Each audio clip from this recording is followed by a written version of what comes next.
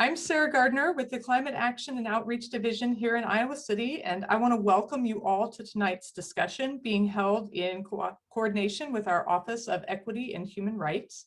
We are very excited tonight about the two guests we've invited to have this discussion of climate action and communities of color. Just a little housekeeping before we get started. Tonight's discussion will be recorded so we can share it with others who are unable to attend this evening.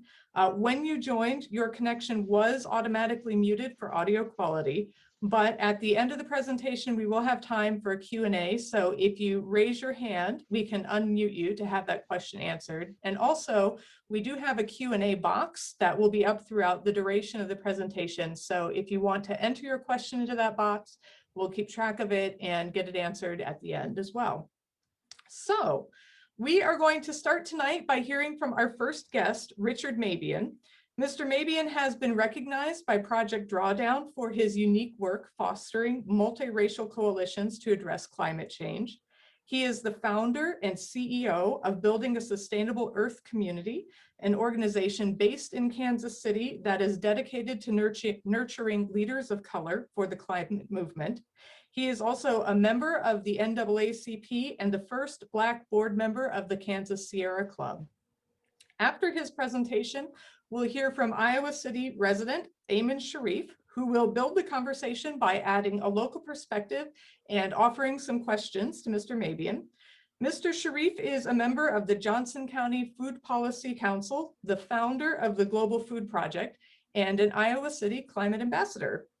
Finally, with the time remaining, we'll open the floor for questions from the audience. So thank you all for joining us for this exciting and important conversation. And without further ado, I'm going to welcome Mr. Mabion to the floor to kick us off. Thank you. I'm very glad to be here. I'm really honored to have been asked to be a part of this program during Black History Month. It gives it an added appeal. Let me get my my apparatus set up here. Okay, so I'm glad to be here. This is like my second or third time speaking in Iowa. I'm starting to feel like this is my second home now, and I really enjoy being able to do this. And I think the fact that this is Black History Month and we're talking about climate action and the communities of color, this was the perfect topic for me to be working with you on. So without any delay, I'm going to go ahead and get started because I don't want to use up all my time talking about me.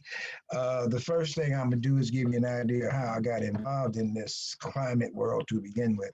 I'm actually a former civil rights freedom fighter. And that's how I spent my time after graduating from college, working in St. Louis, Missouri, and dealing in neighborhood work and learning to be a citizen participation specialist. But the reason I use this slide is because it was that incident in New Orleans from the Katrina disaster that made me aware of the climate world period. I was, like I said, more into fighting for freedom before then. 9/11 put me in a position where I had to regroup with a different kind of job. But the thing that got me about these two pictures in particular was the fact that people were milling around that Superdome clueless of what was going on.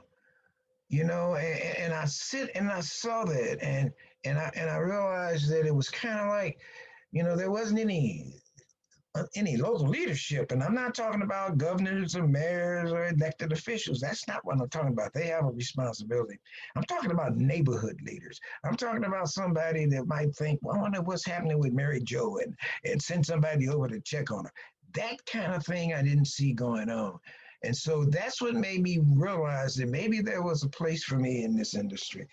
I have a guy that I started working with back in we formed this up around about 2010. So between 2005, when that Katrina happened, to here, I spent time getting in the industry to learn it from the inside out.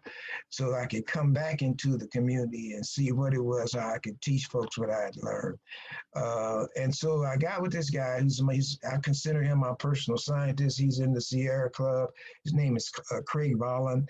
and he and I put this PowerPoint together. And what I was going to do is to use this PowerPoint, and you see, he started it out. I really like this picture because he talks about the planet Earth, our only home. You know, even right now, we have so many divisions going on in our country that on this planet that we need to have people focusing on the fact that this is our only home. And we need to be doing what we can do to try to save this planet. So what we was going to do, we was going to take this PowerPoint, and I was going to start attending what Kansas City, Kansas has what they call livable neighborhoods. And in 2012, when we kicked this off, there was something like 100 plus, maybe about 140 neighborhood groups. And once a month, those leaders of each one of those individual groups would come to a meeting to be briefed on current events and what they needed to talk to their own neighborhood groups about during that month. And so when I found out that was going on, I hooked myself in there as their green czar. I was going to go in and started dealing with people and teaching people what this greening of America was about. So I think that top picture up there on the left is me holding up a lantern that had a CFL type bulb in it and was introducing people to what I'd be able to come to their meetings and teach their neighbors, teach their members. And the one directly under that is me at a neighborhood meeting.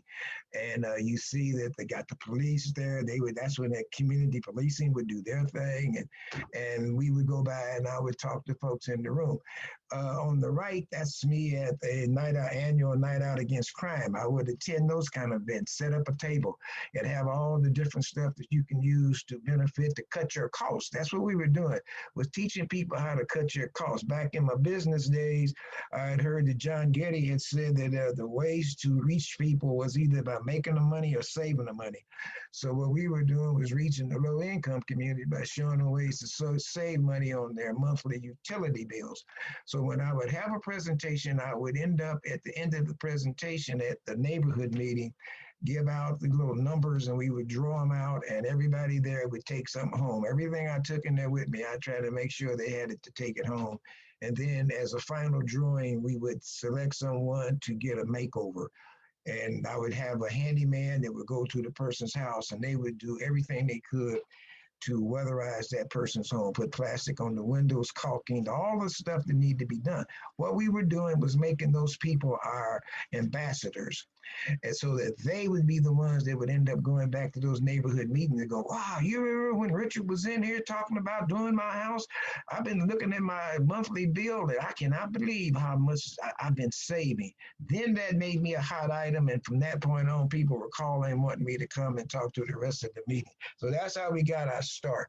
And we had slides in there that introduced people to what was going on as far as the increase in the global temperatures, and we explained it to them about it, the greenhouse gas concerns and the heat wave concerns. We talked to them about how it wasn't as hot in the rural areas and the suburbs as it was in the inner city because of the need, because of the brick and mortar effects that you have in your inner city and the amount of people living there. We talked about who would be especially hit hard on this, and that would be the elderly and the people with problems like asthma and people who worked outdoors. And so we made sure we started showing them those kind of things. And we would end this presentation on saying our children and grandchildren are depending on us to take action. And that was what our presentation was about. But I started becoming more and more weary because we're talking to people who are not scientists, who don't have the background to really put together what we're talking about. We would have this, for instance, urban heat island problems. 85% of the US population will live in cities by 2020. Heat islands affect especially severe and low income and inner city settings. High population density, little open spaces, sparse vegetation. When I read this getting ready for a presentation, I stopped and I said, That says 85% of the US population will live in the cities by 2020. We were telling people this in 2012. I said, I wonder where we are with that figure. Now we're in 2021. So I looked it up. The closest I could get was 2018. And it said that 82% of the population in North America lived in mostly urbanized regions. Made me think we might have been right on with that figure, because if we had 82% doing that in 2018, 2 years later, it's highly possible we could have had, or we might have 85% of our population in the United States starting to live in urbanized regions. On there, you see 81% Latin America and Caribbean, 74% in Europe, and 68% in Pacific Island region. So that was pretty good. But now, here's one of the problems that I had, and this is one of the areas that concerned me. We had this as a slide, and I would be sitting there talking to people about ozone and explaining to them how ozones occurred. And I found myself wondering how me talking about nitrogen oxide registered with people. And I knew then I had to find a different dialogue, a different way to be able to reach people. And that became my agenda then, looking around to see how I could do it. This is a prime example of why that's needed. This picture was taken in Houston, Texas. I was there on a toxic tour with a group that's called Clean Air Now, and I was working with a moving forward network that is headquartered out of LA and Long Beach. And we were taking this toxic tour with every city we would go to. They came to Kansas City, we took a toxic tour. In fact, that's how I met the group. I led the toxic tour when they came to Kansas City. So here we went down these roads, and the thing that I started noticing was, first of all, how close these homes were built to those oil tanks. And anybody that's in our business knows that that should be a no-no. There's no way in the world that should be that way. And then when we started getting explanation from the people who lived in that city, they started telling us that the reason they was doing that because they were taking advantage of the low-income community, the Latinos, the blacks, and the whites, people who have that American dream desire and they want to be a homeowner. And they were selling them these homes that was right across the street from these oil wells, and these oil tanks. And on any bad weather day or even the wind blowing oil, they was blowing that oil across this road and into their yard. That I thought that was the unfair way to treat them. In fact, when I was telling your Sarah, when she saw this slide, she said that she had worked in Houston and that the students used to come to school or wherever she met them and tell them about them seeing rainbows in their yard. And we started realizing that that rainbow they was talking about was what water does to oil when it runs into it. It makes those little wiggly feelings.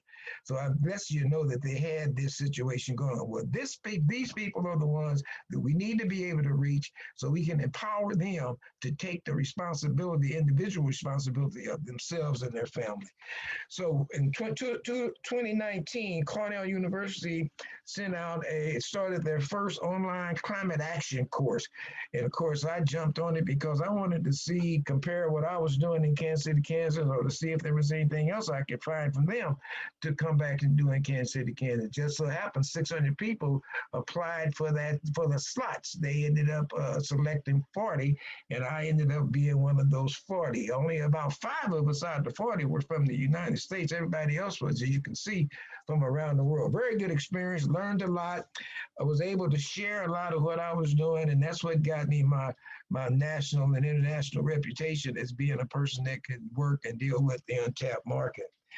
One of the things I looked at and I learned in that class was in the United States, achieving a net zero emission as we have as a goal now by 2050 will require actions across society by the governments, the private sector, and the public at large.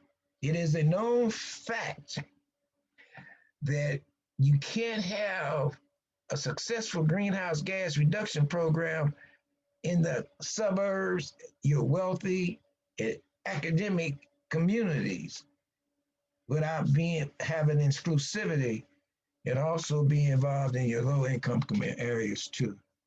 So that's why it became an issue. And so I left the class. In fact, when I made my final presentation, I created this as my new marching orders: the creation of an inner city climate change consciousness. And as you see, yours truly, Kansas City, Kansas, USA. That's what I've been using since that 2019 experience. This is an example of something that I had done before I went to Cornell that I used to show them what I was doing. There's a high school in Kansas City, Kansas, Wyandotte High School. I went over and found out they had an atrium out there in the middle of the school. And that's what's in that upper right-hand picture that used to have raised bed garden. It wasn't being touched at all. So I got some volunteers, a guy in town that is a permaculture person that deals with no-till gardening, and we did a demonstration spot over there with one of the science teachers and his students. And as you can see on the right there, that one at the top was in 2008. The one at the bottom was in 2010. I use this as an example of how you create a climate change consciousness. Everyone in those 2 years, and even still now, that has anything to do at that school, students, teachers, kitchen staff, maintenance staff, security staff, people coming through the school for programs, they got a chance to see this, leave there with the knowledge of what can be done. That's what the creation is all about. The next one had to do, and this is my guy, the Sierra Club guy. He came up with this thing where we advanced from doing the weatherizing, and he said he realized that the community have used secure lights as security. You know, it's more about security than it is having any fancy lights on their house. And so we wanted to figure out a way that we could get the low wattage bulbs, LED bulbs, at their houses. I've discovered when I was doing my work that people would leave home at 2 o'clock and knew they wouldn't get back home until dark, and they'd end up turning their security lights on because they knew that when they came home that they didn't want to have to come home to a dark home. And I was able to work with them on that initial program we had of turning them on to dusk to dawn lights and buttons and stuff that they could screw in their light socket. That because I told them, when you leave home at 2 o'clock and you gone like that all the time, pretty soon them people that are going to break in your house when you're not home are going to start thinking, you know, I don't know if this person's home or not. So this was another way of keeping them from having to do it. So the picture at the top, my guy, Craig, really loves it. That's a 80-some-year-old lady that is up on the ladder, and her 90-some-year-old husband that's working with her, handing her stuff to fix their bulbs at the house. The lady at the bottom there, that's me putting some, she's 80-something too. That's me putting some lights on the front of her house. And you can see the lady over on the right-hand bottom. I didn't ask her to pose when I turned to take the picture. That was her reaction, because for the first time she saw them lights, and this was during the daytime, that was that bright. She could just imagine what it's going to be at night. We also looked for ways to deal with businesses, and I selected the barbershops and beauty salons. Why? That's where people gossip. That's what I call them. That's where they talk. And we knew that if we got them fixed with the high efficiency bulbs that had low wattage, that when people came in and they would be curious about how bright it looked in there now, that they would be that would be part of the conversation. And we again creating that consciousness about what people can do. The light problem has gone now from me doing it to us using social service agencies. So now they're using it with their clients, and that's where we wanted to go. Our initial thing was to begin the program to make it a factor in the low-income community. Now, in these pictures, I have public housing that's dealing with it with their tenants.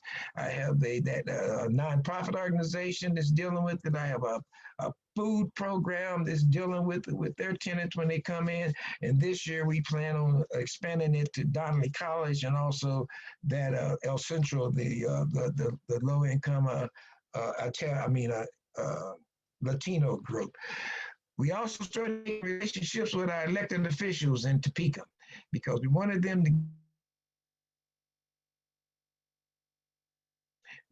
found a way to get with a climate action group in Kansas, and they were able to get them some scholarships to an environmental leadership school in Wichita. And we all packed up and went down there for a week because my philosophy, going back to what was going on in Katrina, if you're going to have leaders in the field, leaders need to be well qualified to lead. And that's what they need to have some basic leadership training of how you work and deal with people. Picture at the bottom left, anytime I see a young couple with a child, I'm going to say something to them as far as I consider it to be society's responsibility to teach our future generation how to have a love for science and technology. If in fact we don't, when your child grows up, it's highly possible they'll be unemployable. I also find neighborhood stores in the hood as a place to figure out somewhere to make people aware of eating good food. Two of those fellows that went to that leadership school, they have a garden party every year when it's time to harvest, and they invite the community in, and they make sure they bring the kids, and they have a ball, and they eat food and pick food, have balloon fights. I got hit with a balloon one time when I was over there, but they turn it into something that it becomes a memorable event and something that will last for a lifetime. We took three organizations, that Latino organization and El Centro, and also the one that's EOF, it's the Climate Action Agency, and Donley College, which is the only 4-year college in the inner city in Kansas City, Kansas. It's sponsored by a Catholic church, Catholic organization. And we turned them into a team to start working towards getting a job training grant. We have them working in concert with each other. The picture at the bottom, we also are tied in with a group that's called Climate Action KC. And the picture at the bottom is that Climate Action KC had a summit at one of the community colleges, and we made sure we started getting our inner city people engaged in those conversations so that one, they could be shown that they are caring, and two, they could also learn for themselves. I made my office at the Hilton Garden Inn, because whenever I dealt with anybody, I wanted them to be in a situation where we're in the thick of it. This is what we're talking about, economic development. The picture up at the upper left is Region 7, which works Iowa too. That's that's the environmental justice director that's sitting there next to me, and those are your brownfield people that's sitting across from her and I. And we were discussing how we wanted to be able to get that job training program for those three organizations we had brought together. The one on the right is the professor from the college, the science professor from the college, working with those two of those guys that went to that training with his students, and they're coordinating out a program they can work with each other on. At the bottom, which is probably my best picture, or the one that I'm the proudest of, is the senior administrator for EPA out of Washington, D.C., in charge of the Superfunds program. I met him in Pittsburgh, invited him to Kansas City. He said he would come, and this is where he did. He came, and I took him to my office, and we all sit there with Region 7 Superfund director, and also the chief of staff of the mayor's office, and another young lady that also worked in the mayor's office. We had a crowd around us, and we were discussing with him what I saw as being ways to create economic development from within the low-income community. After taking a tour around the city and showing him all the different things that I saw as being possibilities, we ended up reconvening at the mayor's office at City Hall, and that's where we ended up dealing with the economic development folks, and we're talking strategy, but not from them to us, but from us to them. This is a bottom-up approach, and it's the way things are supposed to be. We talk about getting input. This is definitely the way that we were able to do it, and it wasn't with people who didn't have anything to say, but with people who had ideas of what could occur. This is going into the Hilton Garden Inn, decided they wanted to, since they had that in their name, they wanted to know if I could figure out a way to get them a community garden at their place. And so working with an organization called Kansas City Community Gardens and the superintendent of schools, Cindy Lane, she introduced me to a science teachers at a middle school. So we put those groups together along with some downtown businessmen and some ministers in town. And one day everybody showed up, and as you could see, those pictures are priceless of what was going on before they was able to leave there. I put this one together as a collage because I wanted you to show you that on our final day of harvesting, the manager of the hotel and the science teachers came out and they harvested up the food with the young people, and then they took it inside the hotel, and the chefs took the food that they had harvested and sit there, and you can see how captivated they are watching them take what they had grown and turning it into an unbelievable meal. Progress continues. So the planning department decided they wanted to use that section of the hotel, which was a convention center, for a different reason. They're going to build some lofts over there, from what I hear. So this was last year, 2020, during the pandemic. We knew we needed to move it. So I, along with my community garden guy, we went over there one day. We dismantled it from the ground. We put the boxes on the truck. We took them across town to my brother's church, and we set it up over there in Kansas City, Missouri. So instead of having the students come out, he had his Bible class come out, and they got together and they was out there just like the students were. They was moving dirt, and they brought the kids out with them, and they had a beautiful day being able to take that garden that had been over at the Hilton Garden Inn and place it at that church. And I threw these in there because I wanted you to see how during that pandemic, we didn't miss a lick. We did not miss a lick. We were able to go from one spot to another spot, and this was the results of us doing that. And as you can see, it was a bountiful year, so to speak. Come back to this picture. This is my final slide. Because if the people who lived in that home, them or their children, have an opportunity to engage in any of what you have seen so far, that to me is the beginning of that climate change consciousness that needs to be created. Thank you.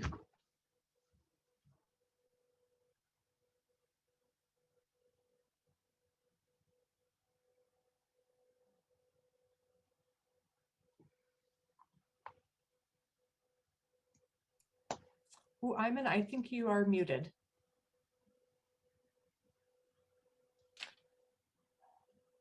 Thank you, Richard, for this wonderful presentation. It's just like a very rich information, and I also will express being very honored to be here with you tonight. I also thank the Office of Equity and the Office of Climate Change in the city of Iowa City for enabling this important event. The city of Iowa City is moving fast with the issues of climate action through so many things. We've seen that recently the city updated its greenhouse gas emission, the carbon emission targets to be like we are now in 40% from the baseline by 2030, and then net zero by 2050, which is just like consistent with many other areas in the United States, and of course consistent with the International Governmental Panel on Climate Change. The most important thing here is we were lucky in Iowa City because we have this big boost from places like Mid-America and the University of Iowa power plant, because they have those big decisions to turn into renewable energy. For Mid-America, it was just wind and bio for the University of Iowa. So this helped a lot on us, the slope of these emissions going down. But we must always remember that we still have 39% of our emissions are coming from very important things. We have transportation, and we have the buildings, the housing, and then we have the waste. And we notice all of those, the three of them, those 39% also, it seems like the most difficult ones, the ones that never wants to come down. uh, uh, at least not significantly through the entire period since the baseline. And at the same time, those are the ones who are which are connected to our people, the population, housing, transportation, and waste.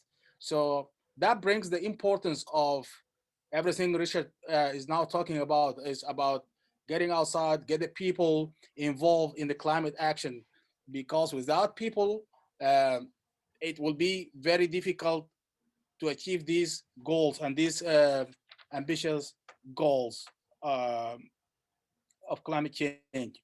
Um,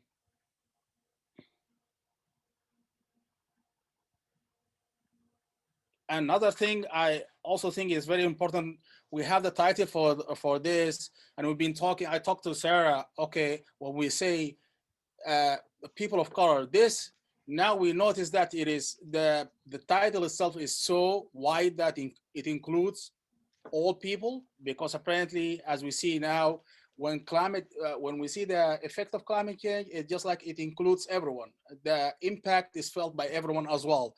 So we mean to highlight the people of color, but of course we also include other people, especially in places like Iowa City. We always include uh, uh, established people, but we also include emerging groups. Like we have uh, immigrant groups, we have also the refugees and all those groups coming. So we need to look into these people, identify them, and treat them in the same way, trying to establish the climate action consciousness, as Richard says, and move on with the leadership thing. Uh, Focusing on the involvement of communities brings the first question. It's just like Richard now talked a lot about the climate action consciousness, which I believe it's not like when you are starting from the beginning, Richard, there must be a lot of challenges, a lot of things to create this consciousness. And I seriously wanted to listen like a little bit more about this consciousness. How I, you showed us so many things now, but what are the challenges? What should we expect now when we are trying to build this consciousness here in Iowa City to meet up our future? What else we need to know about building this consciousness and the challenges? The other part of the story is those big organizations like the like what do you call it? I'm just kind of blank on the name of the organization, the Livable Neighborhoods, Oh, and okay, yeah, yeah. yeah, and the other organization you just mentioned. What is the significance or the important role those organizations play on this consciousness as well? You know, I wish it was possible that all I'd have to do is just say blah blah blah blah, blah and it would make sense. We're dealing with a very dealing with an area that is totally uncharted, and I think we need to approach it from that perspective. The best thing, and I hate to use this as the best thing that happened to me, and what I'm doing is the virus, the COVID virus, because people have just are experiencing something that nobody knows anything about. And they're getting a chance to see that even though they know nothing about it, people are putting forth unbelievable efforts to address it. Even in the shots, and I just got my second shot last week. They don't know how long that's going to last. I mean, so there's no certainties in what you're doing, but that doesn't stop people from proceeding and trying and digging. And that's where we have to go in this creation of a climate change consciousness. To me, at this stage, is reaching the person's cultural and spiritual transformation. That's what one of the instructors that they introduced us to at Cornell said. He said that that's what it was going to take to be able to deal with this environmental problem is when we figure out a way to reach people through their cultures and their spirituality.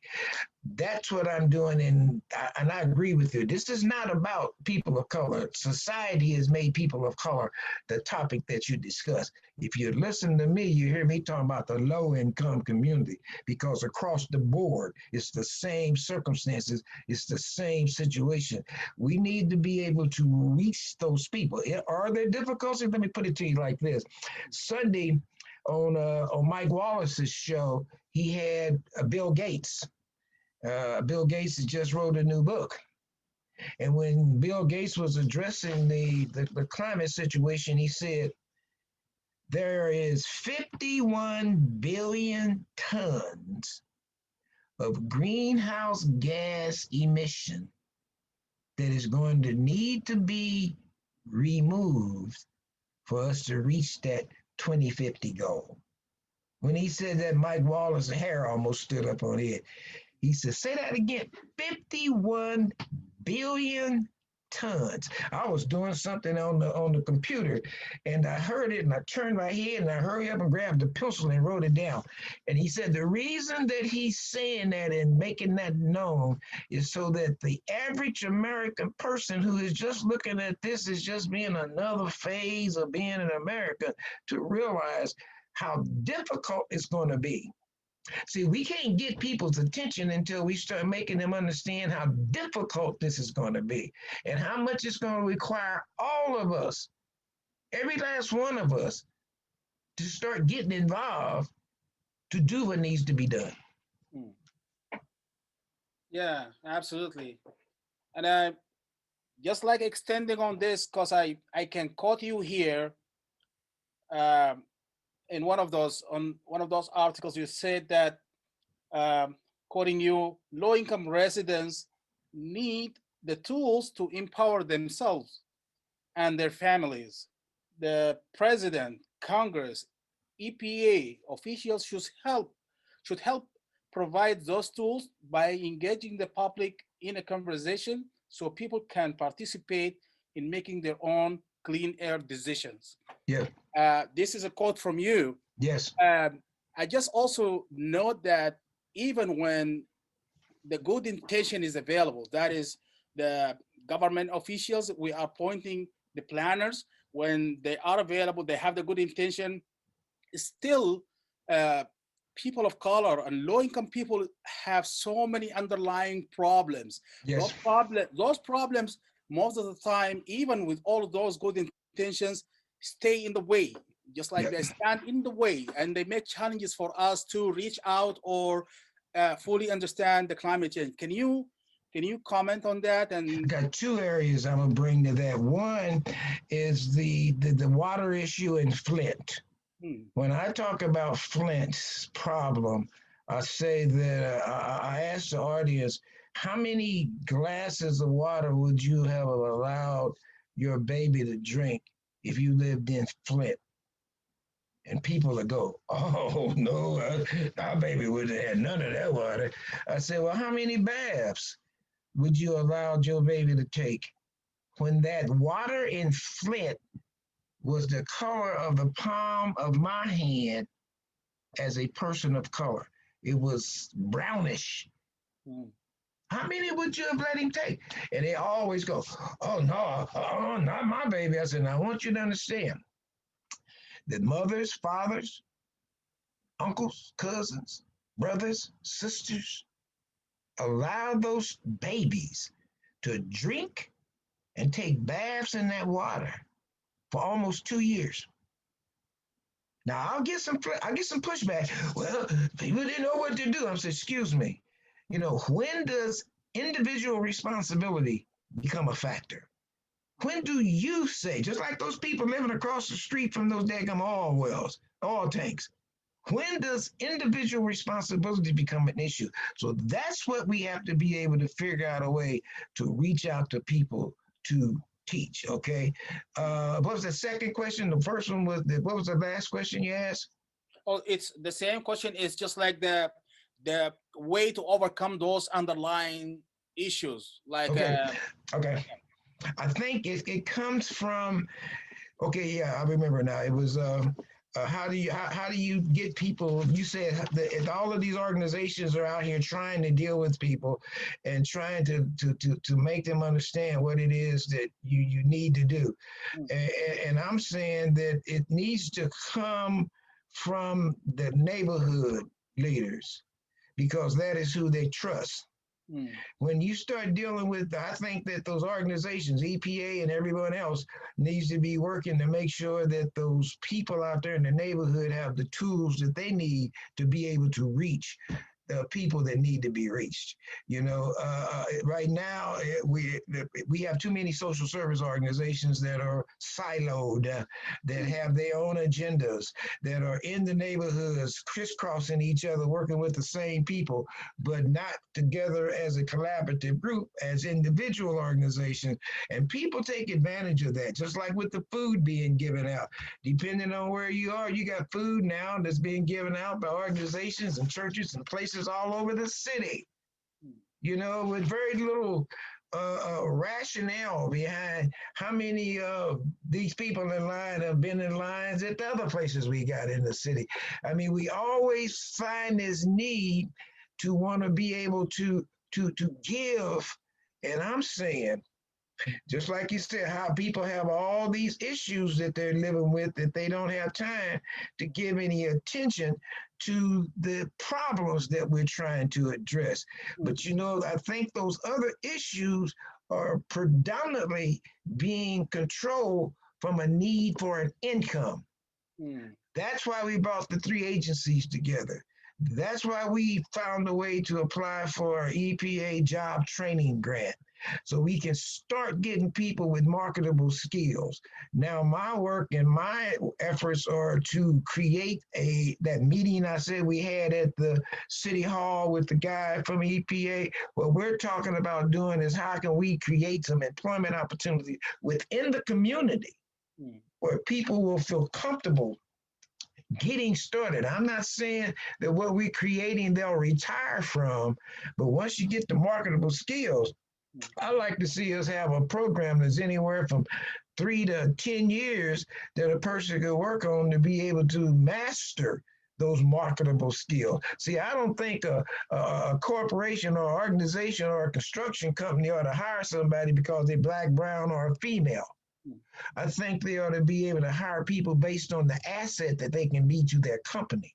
So I see that as being another way for people within the movement to create opportunities for people to become assets with those new marketable skills they got. So if that means we have to go into where houses are all boarded up and are being knocked over into the ground with asbestos and go in and deal with the lead abatement and all, turn that into a school for these graduates of this job training program and give them a chance to be able to learn new skills that they can use. Donnelly College, the reason I wanted them to be a part of this is because they have already agreed if some of the graduates, I would love to go after the 24, the 40-year-old college graduates that have become disenfranchised with working in America. mm, They have made up their mind they're not going to do it anymore. I'm not working that kind of life no more. And what they have done is dropped out of the mainstream, gone out and got them a job as a manager at a McDonald's, even if it's a night shift. And they spend their time during the day creating their own business.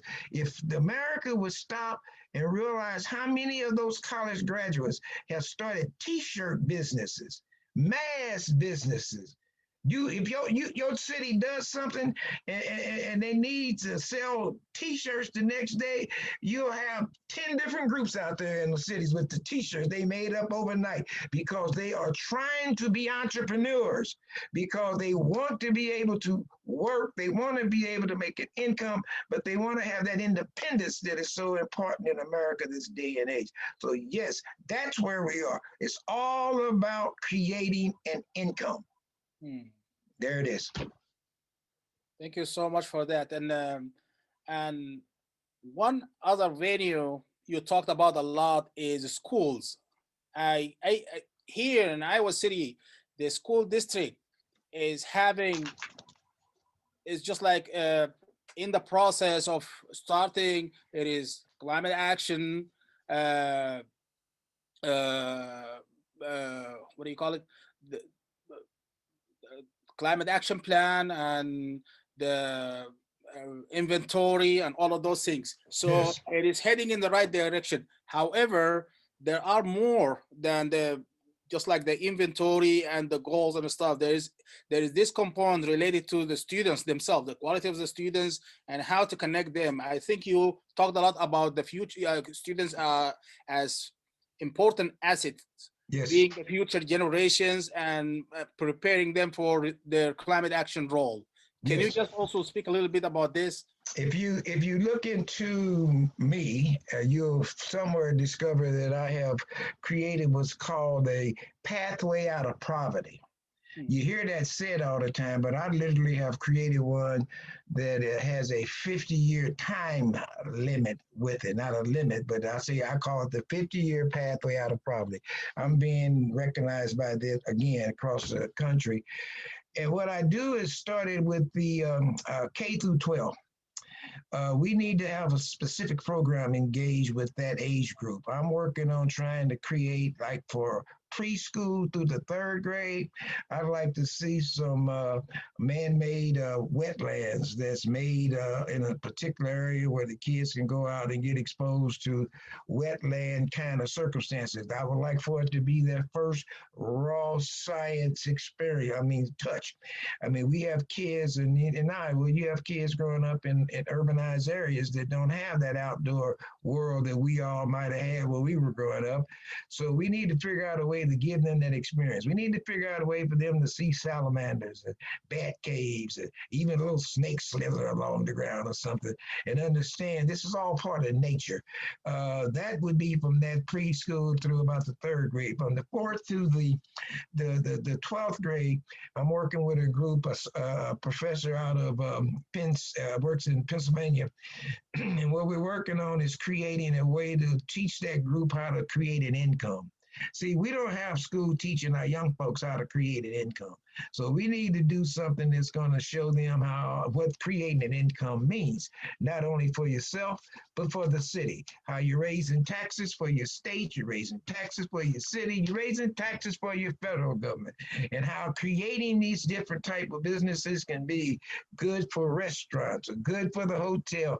We're talking tourist type business. I mean, we're dealing with it from the perspective that we want to teach that fourth to the 12th grader what that's about to complement what they get in school. See, we teaching them stuff in school, but in the inner cities, I don't know about where in Iowa and Kansas City, you can have so much degradation that by the time the kid leaves school and makes it home, he's seen so much negative stuff that he ends up forgetting what he learned in school.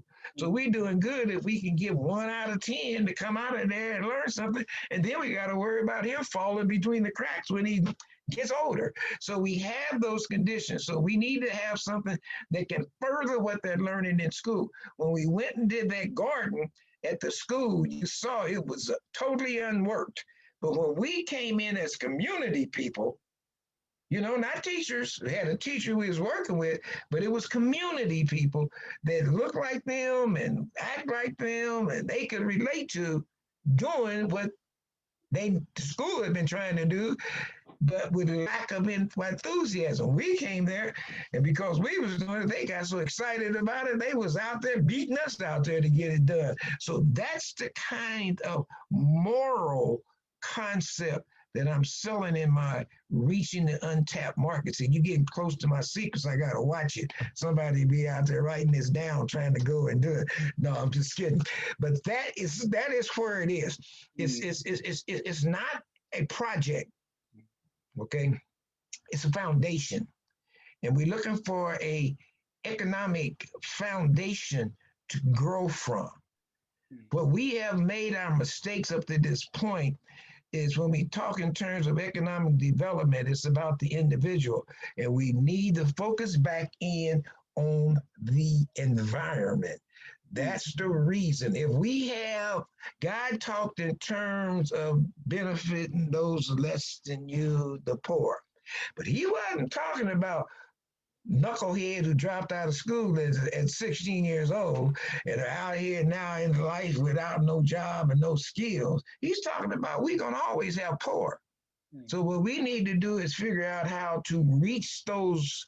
I don't want to use knuckleheads because somebody will probably say I shouldn't say that, but to reach those people who have fallen between the crack for whatever reason with a new. I mean, I'm not so much a Jesse Jackson fan for many reasons, but I really admired him talking about keep hope alive.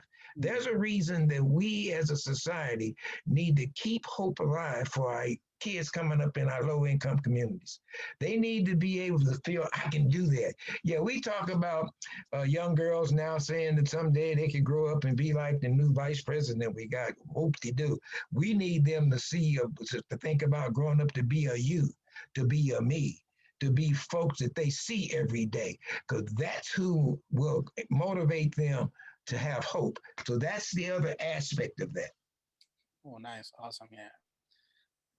One other thing I loved you talking about is the program you described earlier. I saw it when students, like college students, learn about climate action, and then they go and they teach the social service personnel who Wow. can really uh, expand and or approach clients with more awareness. Can you talk a little bit about Boy, this? you really been researching me, boy. I mean, that's a woo.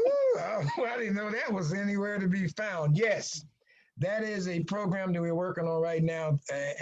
We're trying to establish, and what we're going to do is design classes. I got a new word as a behaviorist that I'm using, syllabus, for the Dynamic College. And the classroom professors will teach students certain subjects and whatever. And then what we will do that first and second semester. And we've made arrangements with those social service agency, El Centro and EOF, Economic Opportunity, the CAP agency. We will hire those students as interns during the summer. And their job will be, we'll hire 8 of them. And their job will be to go to those social service agencies and teach their staff what they have learned. Okay, and the executive directors of both of those organizations are extremely excited about this happening because they want their staff to have a climate change conscious because they're working with clients and and they see them as being a direct link to those clients. So those students will work with the staff teaching them a climate change consciousness, and then work with the staff to show their clients. And that is a major step in this pathway out of poverty that I've created for being able to reach people at a much younger age. Now, the reason why, the biggest reason the agencies you mentioned, like EPA and all these other places, have problems is because of a lack of trust when you deal in them kind of community, low income community. But the one person who has their ultimate respect are these people that are running these ethnic social service agencies. Mm. They've been working with these people. They've been working with kids since they were born. I mean, you got people 21 years old that been knowing the executive director and her staff doing their whole lifetime. So when you have them being the ones that are bringing them some information about climate change, they'll be more readily to accept it and hear it over having to sit up there and work through these barriers of mistrust. So that's what that program's about. That's right. That's cutting edge stuff, buddy. I want you to know that. Uh, That's what we'd like to see happen because I'm gonna tell you why. Those college students in the inner city, they're not going to be going to Harvard. They're not going to be going to some of them, yes, but not the majority. So what we're doing is creating them to be the future workforce in our inner city. So if they are learning these skills along the way, when they get into those positions, some of them may end up being executive director of these organizations we're working with. They will have the wherewithal of how to be able to run that organization in the way it's been run and also bring the climate change consciousness message to everyone they're dealing with. That's awesome. Yes.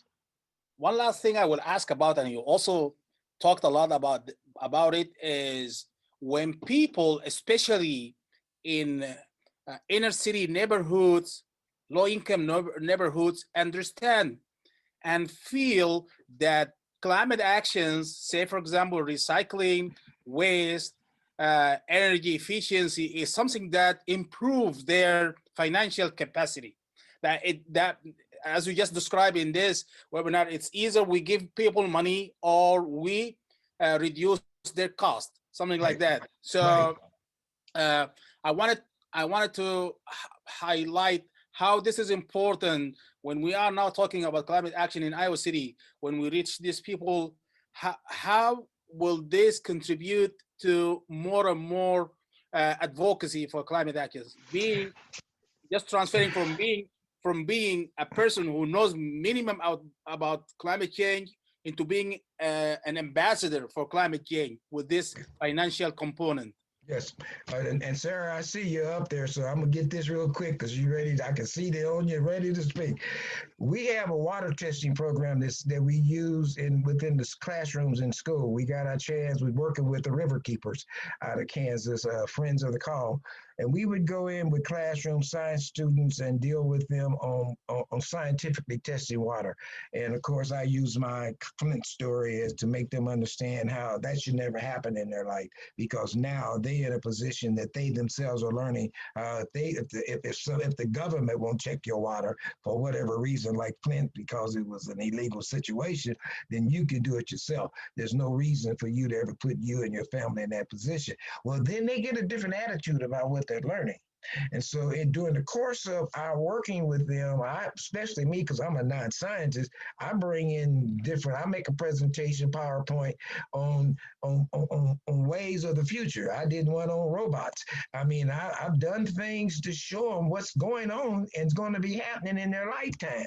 So you have them at a point of taking a realistic attitude and view about what they're looking at. Some might say, well, I don't even know why we're going to school if that's who's going to have our jobs. But then some other one, not me, some other one will say, yeah, but I tell you what, if they got their robots, they're going to also have to have people to learn how to work on it. So that's how it is. You create the conversation. These kids are not ignorant, man. They're the most intelligent people that I know. And they are able to start having them conversations with each other. And that's where it comes from. If they think they're doing it because you being paid as a teacher to teach me, they just say the only reason you're doing it because you're getting paid. But when they start seeing themselves getting engaged in it, that's what makes the difference. Okay. Well, you did a good job on me, buddy. I'm scared of you. Come on, Sarah. Well, we did promise folks a chance for a Q&A, and we're coming up pretty hard on 7 o'clock. I think we might go over by just a few minutes. I'll just reiterate that if anybody would like to ask a question, you can raise your hand, click the little hand icon at the bottom of the screen, and we'll unmute you. While we're waiting to see if anybody does that, we did have a question come in asking about how people with disabilities fit into this outreach effort and the inclusivity that we're aiming for in the climate discussion. Richard, would you be able to speak to that a little? Yeah, I know for a fact that that's an area that is definitely being explored and worked with.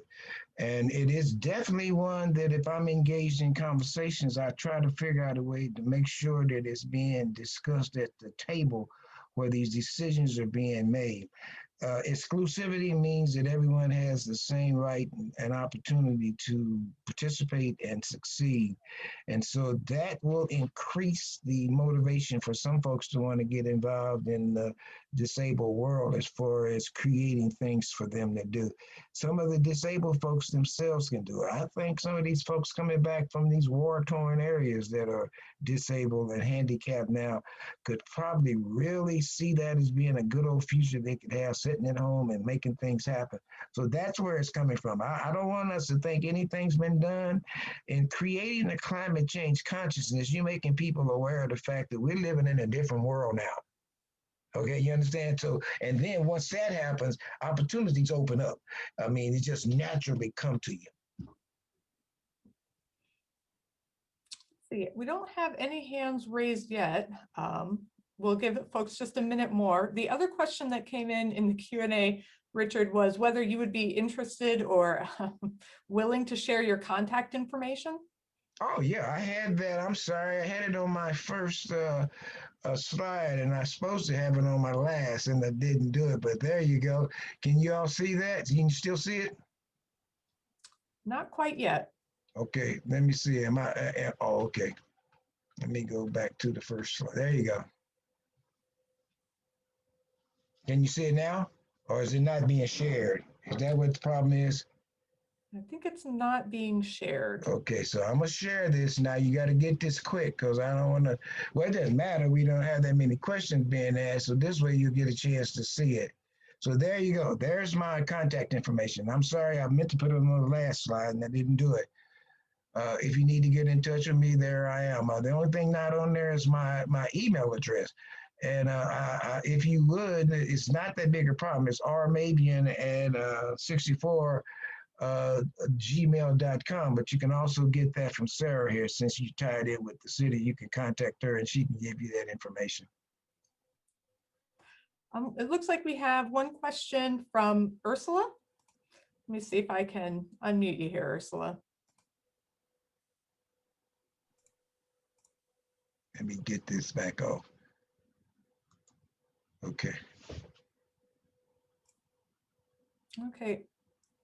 Ursula, you should have permission to talk if you'd like to hop in. Okay, can you hear me now? Yes. Okay, awesome. Hi, it is really nice to meet you. I'm friends with Ayman, so I told him I was going to heckle him all through, and then I realized I was muted. It was really boring. I actually am really interested in maybe some further communication with you. So I'm going to get into touch with you after this. My focus has been urban greening, climate action assistance through basically eliminating the extinction of experience, which is kind of what you were referring to when you were talking about like kids nowadays not really having access or access to or interaction with the wetlands and things like that. And I just wanted to know, you know, I being a lower class white woman coming into contact with Ayman, who calls me a strong white woman. Thank you very much. When I'm out there talking with families of color that maybe are leery of the lighter skinned individuals out there for very good reasons. Do you have any tips on how I can start those conversations more readily? And are there groups of people that are willing to go out with someone like me to kind of bring that black or brown face with me to help open up those conversations? Okay. First of all, I agree with you. That's the industry that we're in right now. So we have to learn to make it work, regardless of what we might want to happen. And yes, that trust factor is there based on your race. It's just as you can imagine, across decades of time, that it's just been driven into folks not to trust people who they don't know or who don't look like them. And you also have to realize that many folks in this industry who do what we do are scandalous in themselves. They get it at a job and they really don't care that much about the people that they're dealing with. So here's my suggestion that I go with. I think that what we need to be able to do is find something that interests the person. And let's take elementary age, because I still think we need to start at much younger age. What I'd like, that one activity that I would propose, and I got this from a farmer, and he just turned his farm, 8-acre organic farm, into a 8-acre orchard because he's 96 years old and he's been doing this for the last maybe 20 years because he knew he's going to get to an age that he couldn't farm. Mhm. And what he would do is he would take the seedlings off of his fruit trees every summer and he would place them in a special little bed to grow Mhm. that summer. And then when it got to the end of the summer, those things would be anywhere almost 15 to 2 feet tall. Nice. And what he would do would go out and level off a piece of his land, and he would go plant those now small trees in an orchard. And now he has turned his 8-acre farm into such a gigantic orchard. He has people glean it for him, come over and glean the trees for and give the food to places like Harvester and stuff. And he can have as many as 20 to 30,000 pounds of fruit every year from what he's done. So what he talked to me about, and by the way, he just called me this evening. What he talked to me about doing and got me excited about doing is let's take every elementary age child. Let's say, let's get them when they in the, I like to go on them grades. So let's take a fifth grader. Those fifth graders are about how old? 10, something like that? Mhm. Yeah. Okay. Let's take them out to the farm and have them dig up a seedling. And then take them up on the main strip through the Black community, white community, whatever community, Mhm. and have them plant that seeding on the thoroughfare Mhm. and name it. Aw. Name it. Yeah. And then monitor it, I mean, really work with the city. We may have to figure out a way to make sure during the hot season that we getting the watered and all that kind of stuff when it gets just getting the planet. Yeah. But the reason I want to do that is two reasons. For people who are hungry in time, and about fact, watching this guy in about 3 years, fruit starts growing on the trees. Yeah. 5 years, they so heavy branches start breaking. But what we would do is to provide those youngsters with what I call a natural evolution process. And in the low income communities, there are very few evolution processes that you can use to show them what life is about. Oh yeah. And so Yeah. if they had those trees through the time that they graduated from high school, Yeah. those trees would be the catalyst for them being pushed into life to achieve. So that's what I would do. So you're not dealing with them on the underlining cause of climate change. When I learned civil rights and the work that I do, they taught me that you never approach people from the front with your objective. Yeah. And you find another way to deal with them, because if you try to come through the front door, they're going to find ways to block you. But if you find a different way to come in that house, by the time they realize what you've done, you'll be sitting down at the kitchen table drinking coffee with them. And then they'll realize that during the time you've been doing what you was doing, you actually had found a way to enter into their heart and soul. Because until we get to that heart and soul, we won't have that spiritual and cultural transformation. So don't take it negatively because of your skin color or who you are or the circumstances that exist between races. Our responsibility is to design a way that our future generations will have harmony with each other. I love it. I love it. Let's get together and I'm going to help you start that tree. Oh, I love it. That'd be great. Because I do think that that's a project that we need to do. We just need to find ways not to be out there talking climate change. I said creating the climate change consciousness. When they grew their garden at the school, we wasn't out there talking climate change. We was growing the garden. And letting them see what it's all about. But after what happened, and they got a chance to see it, it's not me saying now you got a climate change consciousness to them. That's me saying to me that group has a climate change consciousness. They're going to be ready to deal with things now in a much different way than they were when they first got started. Awesome. Thank you so much. That's all right. Thank you. Thank you for listening. Yeah, thank you, Ursula, for that wonderful question. And thank you, Richard and Ayman, for this great conversation tonight. This has been just wonderful. We really appreciate the energy and insight that you brought into it. I'll just say that if anybody was inspired by tonight's conversation and would like to continue the discussion, this coming Monday, March 1st, the University of Iowa will be hosting a presentation at 7 p.m. that is open to the public by Dr. Robert Bullard, who's the founder of the environmental justice movement. You can find more information about that and sign up to attend at events.uiowa.edu. And with that, I think we'll conclude our discussion tonight, but thank you again for the wonderful discussion, and thank you to all of you for tuning in and listening in tonight. Yes, and Ayman, thank you, brother. It's very nice meeting you. I look forward to someday having a chance to meet you face to face, okay? Once we get through all this pandemic that's going on. All right, brother? For sure. And here, I will definitely going to meet. Thank you. Yes, sir. Yes, sir.